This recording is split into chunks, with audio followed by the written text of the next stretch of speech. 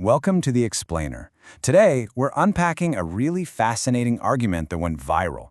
It claims that a single, hypothetical political move could have cost the Democratic Party the entire Hispanic vote for a generation. Let's dig into how this whole narrative was put together. So, the source video kicks off with this is an incredibly bold claim, right? It's a statement that's really designed to grab your attention and frame the entire debate right from the start. It suggests this massive, long-term political shift all hangs on one single issue. This really sets the stage for everything that's about to follow. So, first up, the central accusation.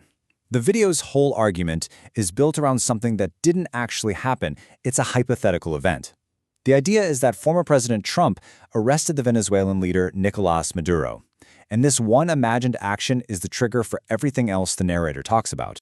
At its heart, the narrator is accusing Democrats of doing a complete 180.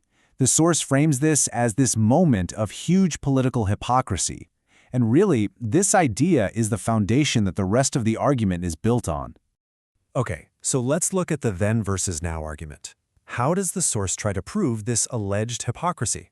Well, it does it by contrasting past statements from Democratic leaders with how they supposedly reacted to Trump's hypothetical action. The video lays out this timeline, arguing that for years, literally years, the official Democratic policy was firmly against Maduro and his regime. The source uses all this historical context to set up what it claims is a really stark and politically motivated contradiction. And this is where it gets really interesting because the source uses two statements from the same senator as its main piece of evidence. On the left, you see his earlier call to ratchet up the pressure on Maduro, and that's put right next to a supposed tweet on the right condemning Trump's hypothetical action as an illegal act of war.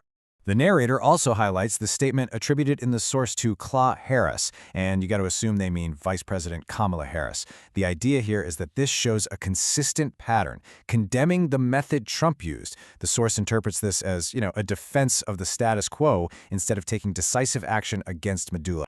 All right, Section 3, protests and public reaction. The video then switches gears and shows footage of public reactions. It uses these scenes to paint a picture of a deep, maybe even irreconcilable division in society over this imagined issue.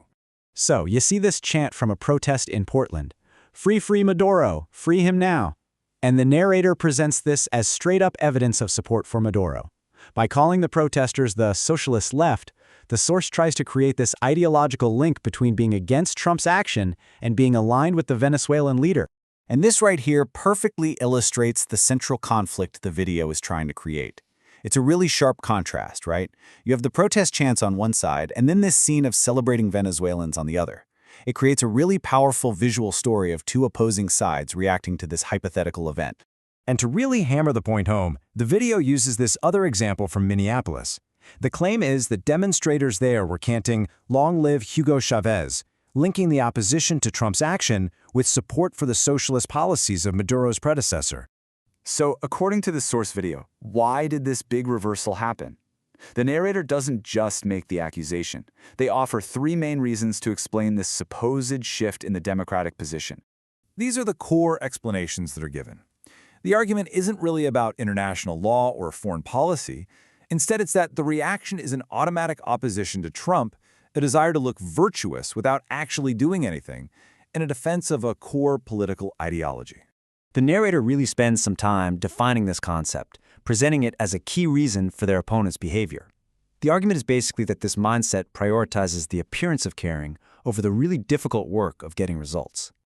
So, after explaining the supposed motivations, the source video moves on to its really dire prediction. It outlines what it claims are the severe, long-lasting political consequences of this one single issue. And the narrator's ultimate prediction? It's not just about a single election loss. We're talking about a fundamental, generational political realignment. This is that same bold claim we started with, now presented as the inevitable outcome of all the events they just described. The whole argument really hinges on this idea that for this specific group of voters, a shared cultural experience with authoritarian regimes is the single most important factor. The source claims this one issue will override every other political concern, from immigration to the economy. The video wraps up by speaking directly to Democrats, and it uses this kind of strong emotional language. This is a very deliberate rhetorical choice, right? It's designed to emphasize just how severe the predicted political alienation is, and to highlight the deep cultural disconnect the source is alleging. So by deconstructing this whole argument, from its hypothetical beginning to its really dramatic conclusion, we can see how a powerful political narrative gets built. The ultimate question isn't just about this one claim, but about how these kinds of stories, true or not, work to shape our own perceptions of the political world. Thanks for watching The Explainer.